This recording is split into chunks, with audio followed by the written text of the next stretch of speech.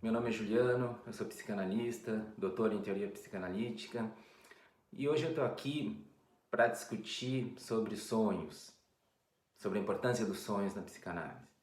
Que pode ser uma pergunta meio estranha, né? Tipo, tá, mas tem dúvida da importância dos sonhos na psicanálise? Não, não tem a menor dúvida, né? Até porque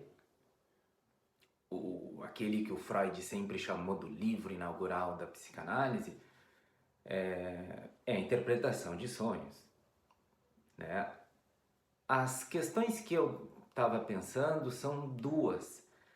A primeira é, por que Freud escolheu o sonho como modelo da primeira grande teorização do aparelho psíquico que ele fez? A segunda é, o sonho continua importante hoje da mesma maneira que era? Continua com a mesma importância da mesma maneira que era lá quando ele começou toda essa coisa chamada psicanálise? Então essa é a proposta hoje que eu quero discutir. Lembrando sempre que essas nossas conversas elas estão disponíveis no YouTube com imagem e no Spotify também, no meu podcast Juliano Corrêa, psicanalista, só com áudio daí. O que talvez seja alguma vantagem, né? Não só por ficar com o principal, que é o áudio, mas aí se pode ouvir, sei lá, lavando louça, fazendo o que se quer. Mas enfim, vamos lá. Por que Freud escolheu o sonho? E por que eu estou fazendo essa pergunta também? Porque o sonho não seria uma escolha que a gente iria esperar de um cientista que queria fazer ciência, que era o caso do Freud. Eu vou falar mais disso daqui a pouquinho. Por quê? Porque assim, hoje a gente tem toda uma ciência baseada no sonho, né? O sonho faz parte dos estudos científicos hoje.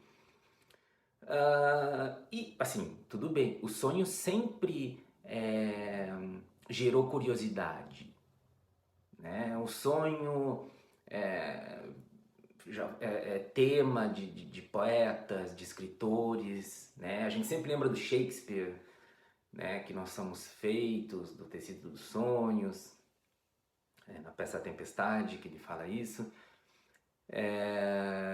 E desde o início, basicamente, da humanidade se tem esse interesse com sonhos e se atribui significados diferentes aos sonhos e por aí vai.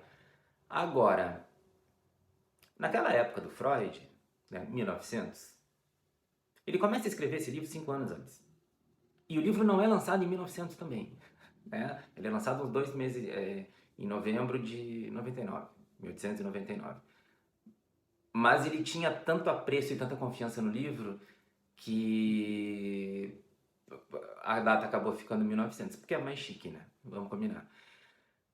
Só que então naquela época, né, o Freud estava no meio de um contexto científico que era do positivismo, do neopositivismo, que era um contexto muito rígido, matemático, que não se aceitava nada desse tipo de coisa. Né? Coisas como a consciência nem eram aceitas. Então, tu imagina sonho. Sonho era coisa de bruxaria, de misticismo. E o Freud vai justamente no sonho para escrever a sua grande obra, que ele até o fim da vida ficou considerando como a grande obra dele. Aí tem uma situação importante, eu não vou me adentrar nela aqui, talvez em algum outro momento, mas é que eu acho interessantíssimo que o Freud, ele tinha uma coisa que eu costumo chamar das contradições do Freud, né? A gente pode chamar de dualidades, do que quiser, não é um conceito isso aí.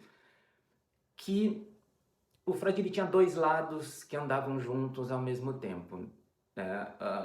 Um lado era esse pesquisador altamente revolucionário, né? Pô, criar psicanálise com o inconsciente, com aqueles troços tudo, e naquela época, né? Nossa, tu tem que ser muito revolucionário.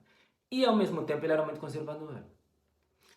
Isso vale para a ciência, isso vale para a vida pessoal dele também. Eu acho inclusive ele muito parecido com a própria Viena da época. O Renato Mezan tem um livro que ele fala sobre isso, da Viena sendo uma cidade muito moderna no exterior, muito arcaica em costumes, inclusive, no interior. E o Freud, ele ficava nesses dois campos, né? Tipo,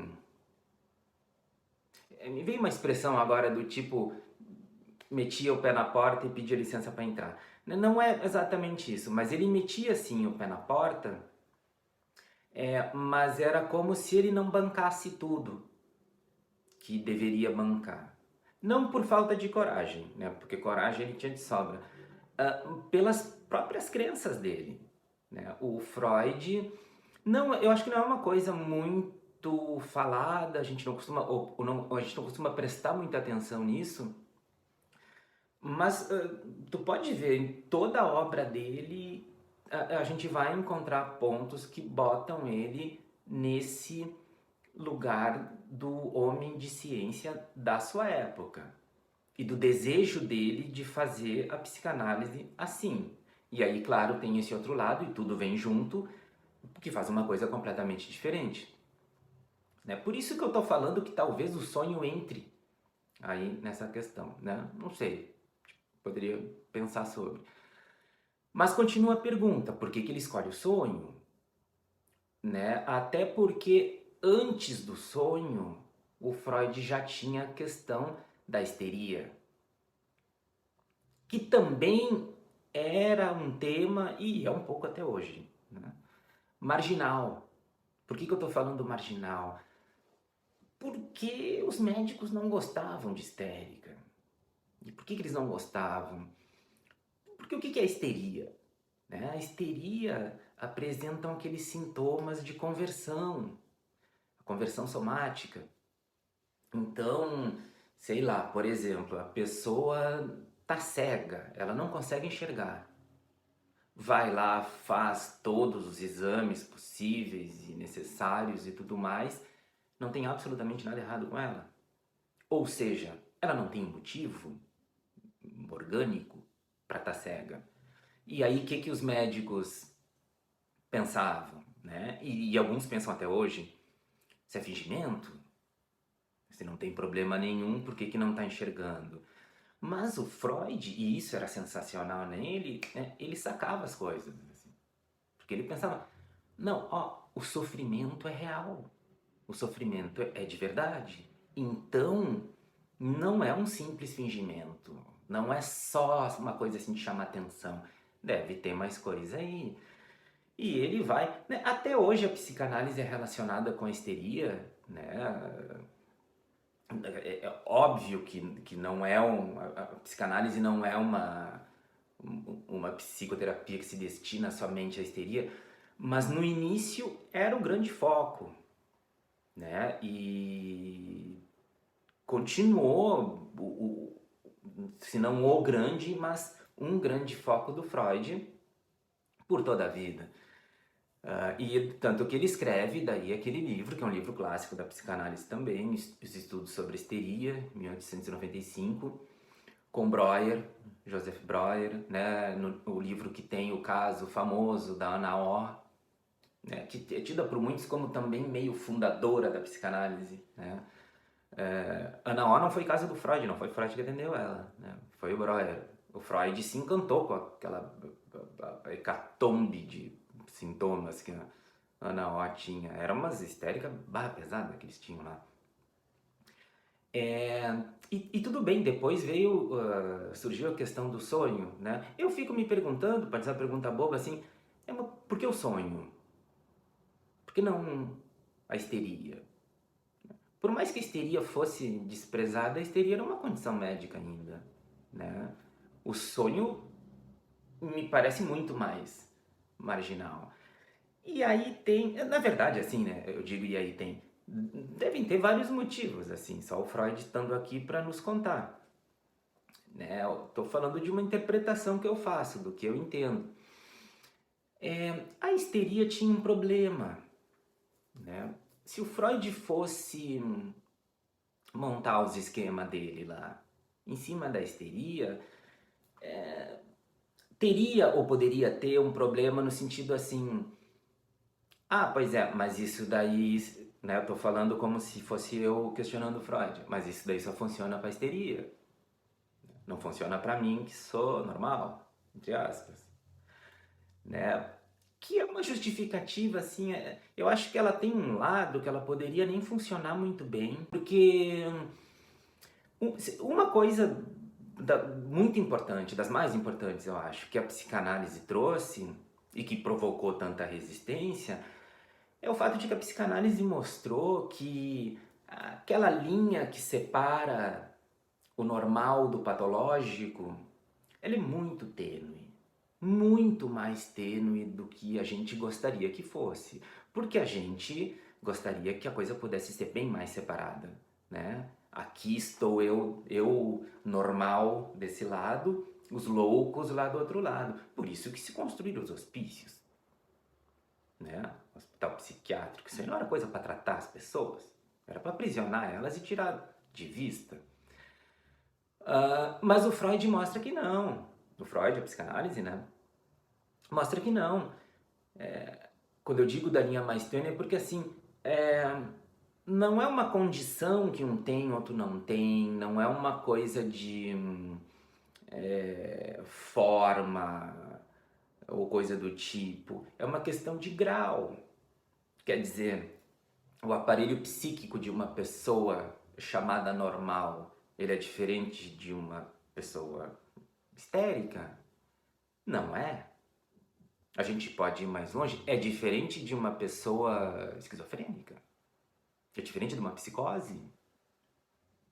Ah, não, mas claro que é, porque na psicose tá faltando um monte de coisa ali que não funcionou, tá? Sim, por isso que é uma questão de grau, é uma questão de formas de funcionamento, né? E vejam bem, nessa intervenção que eu fiz a mim mesmo aqui, eu falei, na esquizofrenia tá faltando coisa, né? Ou tem coisa que não funciona. Tá faltando coisa? Tá faltando de funcionar, né? É um exemplo só. Tá na esquizofrenia, a repressão falhou.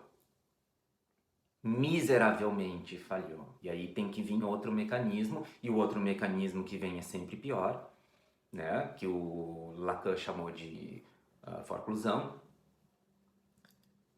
Ok, é muito diferente de um funcionamento de uma pessoa considerada normal, saudável. Normal é uma palavra horrível, né? Saudável, enfim, de uma pessoa que não tem esquizofrenia. Mas não significa que não tenha repressão. Entende? No sentido assim, não é uma questão de fábrica. Então, assim, eu acho que teria essa justificativa, mas aquilo que eu falei antes, de tipo assim, mas esse modelo funciona para histeria e não funciona para quem não tem histeria, ele é válido. Eu não sei se o Freud perdeu noites pensando nisso, tá? Eu penso nisso porque o sonho teve uma característica muito interessante e muito importante para ele. Qual foi essa característica? Bom, primeiro foi a curiosidade do Freud, né? A sagacidade do Freud, que foi com a morte do pai dele ali, embalado por fortes emoções, enfim, que ele começou a prestar atenção no sonho, no sentido assim, de ter tido um sonho e de pensar, talvez, será que esse sonho quer dizer alguma coisa? E se ele quer dizer alguma coisa, o que é que ele quer dizer? Para quem ele quer dizer? É para alguma outra pessoa ou é para mim? Ou para a própria pessoa que sonhou o sonho? Então, ele se interessa assim como ele se interessou por muitos outros temas, como a telepatia, né? Qualquer hora eu vou falar aqui sobre a telepatia também, que eu acho muito interessante. Mas enfim, mas qual era a vantagem do sonho, então, né? Que eu já estou me enrolando aqui. A vantagem do sonho era que o sonho da pessoa dita normal era o mesmo sonho da pessoa histérica.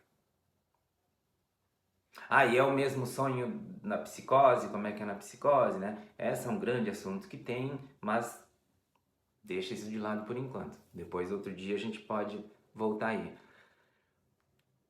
Tá aí, por que o sonho ser igual era tão importante? Porque aí ele podia, como ele fez, fazer uma teoria universal.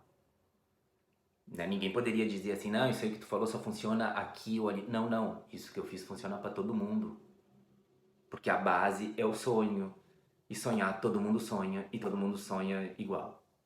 A gente não sonha os mesmos sonhos, obviamente. Né? Estou falando da estrutura do sonho. E aí ele constrói aquilo que a gente conhece, que é bem famoso, da primeira tópica freudiana. A primeira tópica, o que que é? É a primeira grande estruturação do aparelho psíquico. Tem duas grandes estruturações, né? Muitos estudiosos colocam vários outros modelos de aparelho psíquico na obra do Freud, com modificações importantes, mas menores. As duas grandes teorias são essa. É a de 1900 e a segunda tópica, que é a de 1920, no livro Além do Princípio de Prazer, que é um livro sensacional, sempre foi meu preferido, que é a tópica da pulsão de morte, da compulsão repetição, logo depois id, ego, superego e tal. A primeira tópica é a do inconsciente, pré-consciente, consciente. O sonho é o modelo. Ele, né, o capítulo 7 da interpretação de sonhos, que é o capítulo mais famoso, né? É o mais teórico, assim, ele é o mais difícil, eu acho. O 6 também é. O 6 só não é famoso. Né? O resto do livro,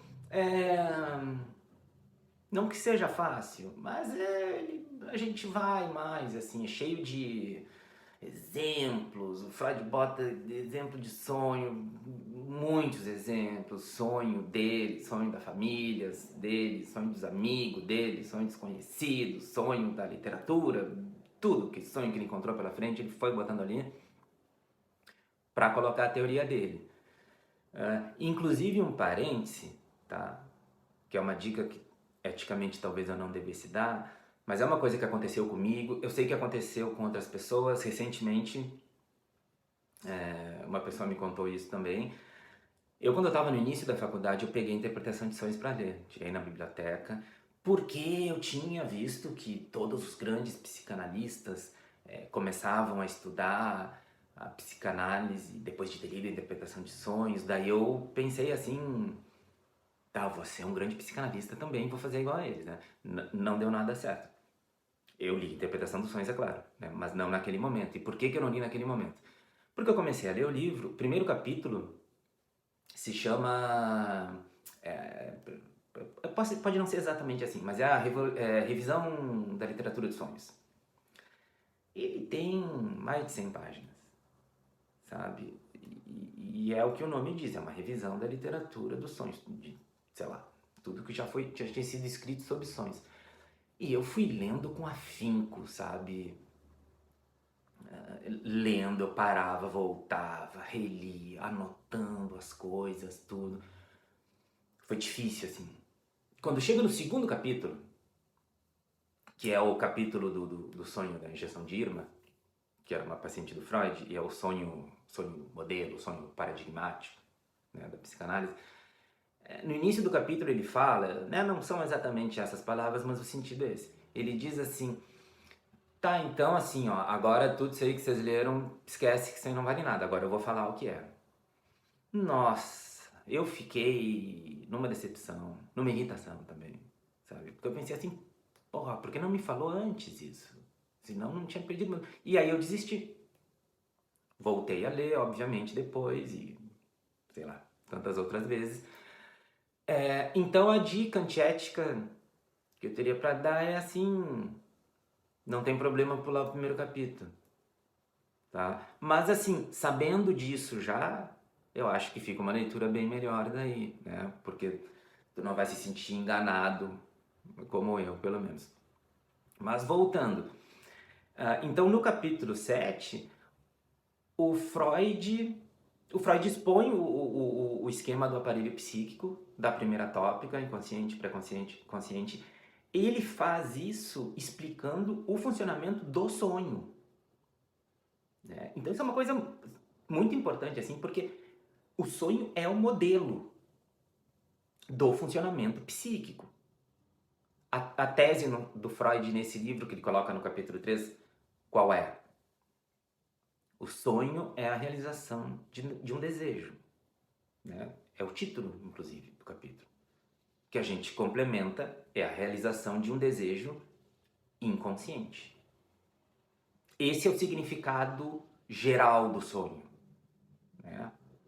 Qual desejo ou quais desejos, né?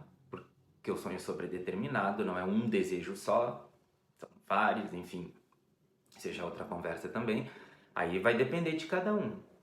Mas a regra universal é a realização de desejo. E é uma realização de um desejo inconsciente.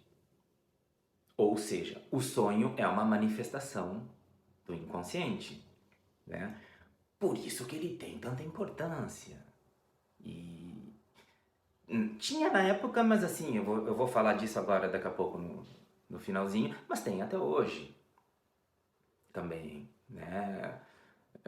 Eu tinha um colega que a gente costumava brincar de tipo que quando o paciente dizia que tinha tido um sonho e ia contar, a gente já se ajeitava melhor na poltrona, assim, né? Porque, nossa, agora vem um sonho, agora vem uma coisa especial.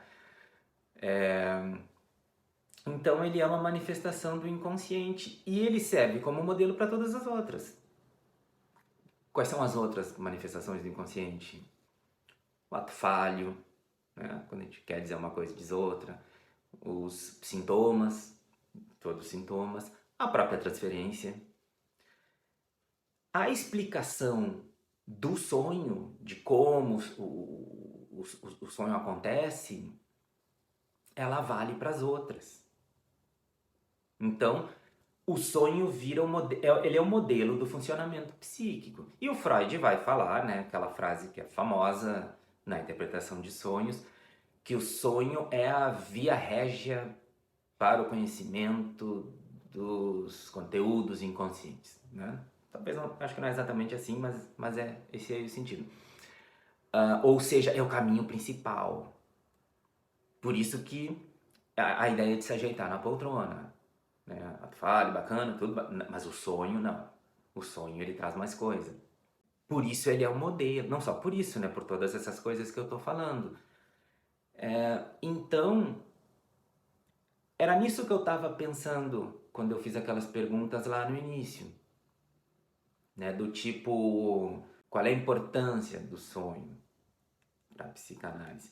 A importância é essa, dele servir como modelo do funcionamento psíquico. E, como Freud falou, seu caminho privilegiado para o inconsciente. Se ele é o caminho privilegiado, ele é o principal acesso ao inconsciente.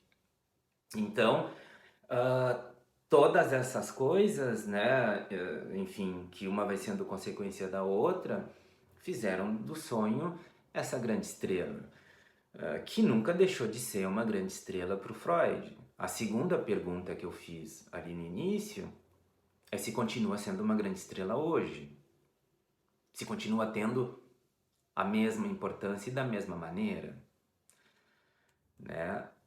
Assim, eu não estou aqui dando respostas definitivas, né? Eu estou discutindo, dizendo da maneira que eu vejo as coisas. E a maneira que a gente vê as coisas muda também, né? Eu acho assim que a importância do sonho, ela se mantém. É claro que ela se mantém. Eu não sei se é cacoete isso, né, ou se são coisas antigas, nossas, mas eu até hoje, quando uma pessoa vem me contar um sonho na análise, né, eu tenho essa coisa, assim, de dar uma alertada, sabe, porque, enfim, no sentido de que talvez viesse algo mais importante. Agora eu acho que a maneira ela se modificou. A maneira, é claro, se modificou porque isso aí foi feito há mais de 100 anos em Viena, né? Então é óbvio que se modificou. Agora, o Freud coloca o sonho como realização de desejo como algo universal. Eu falei antes, né? De ser uma teoria universal. Universal eu quero dizer assim, ó, sempre é isso o sonho. E ele faz. O Freud, assim, isso que eu vou falar agora parece que eu estou querendo ridicularizar, né? E não é uma constante dele. Mas às vezes ele faz. Naquele outro grande livro dele, A Psicopatologia da Vida Cotidiana, ele tem dessas. Mas na interpretação de sonhos tem um momento que tem uma paciente dele que tem um sonho. Eu não vou lembrar agora direito qual o sonho que é. Mas é um tipo de coisa assim, que ela, sei lá, era separada do marido, odiava o marido e sonhou que estava tendo romance com o ex. E aí ela diz pro Freud assim, ó, essa teoria aí não funciona, né? Realização de desejo. Não tô realizando desejo nenhum aqui, eu odeio esse homem e tô sonhando que tô tendo romance com ele. Daria pra pensar muita coisa disso. Mas assim, a interpretação que o Freud dá é que nesse sonho ela estava realizando o desejo de contradizer ele na teoria dele dos sonhos, né? Que cá entre nós é uma forçada, né? Mas ele vai sustentar isso. Tem um momento lá em 1920, que eu tinha falado antes, no Além do Princípio de Prazer, que por causa da compulsão à repetição, né? Que vai introduzir ali o instinto de morte, ele abre uma exceção. Ele diz assim, né, ó, eu sempre disse que todo sonho é realização de desejo, não tem outra possibilidade, né? Mas agora a gente tá, ou pode estar, ele é cuidadoso, ok? Frente a algo que contradiz a nossa teoria, né? Que é essa potência avassaladora, que é a compulsão, a repetição, o instinto de morte, que vai mudar muito a partir de 1920 a teoria psicanalítica. É essa exceção que ele abre, assim, né? De resto ele mantém. Agora, com o tempo vieram outros autores, e outros autores, eu tô falando assim, muito importantes, de muito peso, que influenciaram muitos outros psicanalistas que pensavam diferente, né? Então, pegando dois exemplos que talvez sejam os dois maiores exemplos, Winnicott e Bion. Nem o Winnicott nem Bion têm a concepção de que o sonho é a realização de desejo. A ideia deles é outra. Não vou agora aqui entrar na ideia deles também, porque eu disse que eu não quero me estender muito e meio que já estou me estendendo, né? Em outro momento, imagino provavelmente que a gente possa falar sobre isso. Agora, então, assim, não é que eu entenda, meu entendimento, que então não é mais realização de desejo, não tem mais realização de desejo, não. Eu acho que é um alargamento assim saudável, sabe? Vamos ver outras possibilidades. Eu sou da ideia que existe ainda assim, é ainda sim realização de desejo. Eu não, assim, não acho de forma alguma que seja uma regra universal, que é sempre isso. Que a pessoa te conta um sonho e tu vai lá procurar o desejo inconsciente ou os desejos inconscientes escondidos dela. Né? Acho que isso remete para concepções que a gente tem, muito maiores daí da psicanálise, né? Não vou entrar nesse assunto também agora, porque a gente está no fim. Fica falando um monte de coisa que não vai entrar no assunto, então não fala, né? Mas enfim, eu tô só dando elementos, assim. Mas de concepções que a gente tem. Só para não deixar tão no ar, eu acho que essa ideia, né, do reprimido, de algo escondido no inconsciente e tal, ela vai muito pro lado. É um assunto, né, delicado, complexo, por isso que ele precisa de mais tempo. Ela vai pro lado de uma crença em causa e efeito, que é uma crença que eu não tenho de forma absoluta. Tem coisas que sim, tem coisas que não.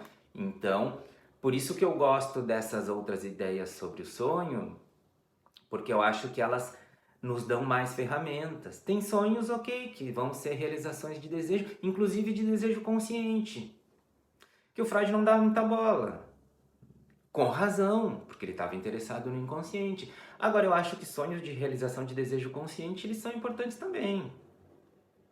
Depende do ponto de vista que a gente tem ou vai ter sobre as coisas. As coisas que eu tô falando é a psicanálise, né? Essa coisa chamada psicanálise. Então, aquela segunda questão que eu coloquei ali no início, né?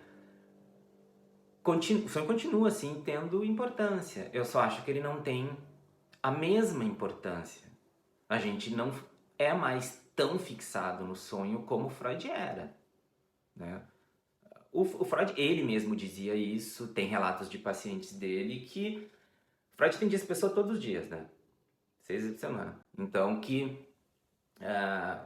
se eu fosse paciente do Freud, aí eu ia lá hoje e contava um sonho. E a gente trabalhava nesse sonho. Amanhã eu ia de novo. Se nessa noite eu tivesse tido um novo sonho, eu contava esse sonho. Se não, a gente continuava no sonho de hoje. Ou seja, a gente não faz mais isso hoje, né? Por mais interesse que a gente possa ter nos sonhos. Então a importância, ela continua assim. É que obviamente ela não é a mesma e do mesmo jeito daquela época. Eu acho que é muito melhor, porque eu não sei, eu vejo de uma forma muito mais dinâmica. Não é que eu vejo de uma forma muito mais dinâmica, mas assim, eu vejo que está de uma forma muito mais dinâmica. E com outros aportes, outras possibilidades da gente entender o sonho e de se interpretar o sonho. Mas, para encerrar então, mesmo que diferente, é claro que a importância se mantém muito, muito, muito grande.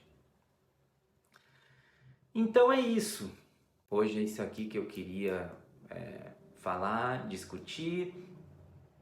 Agora eu vou ir colocando, falando sobre outras coisas que me interessam, né? Não é nada de um sentido de aula aqui, é de eu falar de coisas que me interessam, como se eu estivesse discutindo com alguém, e eu tô, contigo que tá me ouvindo, pra gente pensar, na verdade, né? O principal é isso, tipo, tu pode ter gostado do que eu falei, tu pode não ter gostado, pode ter achado que não tem sentido nenhum, não faz a menor diferença.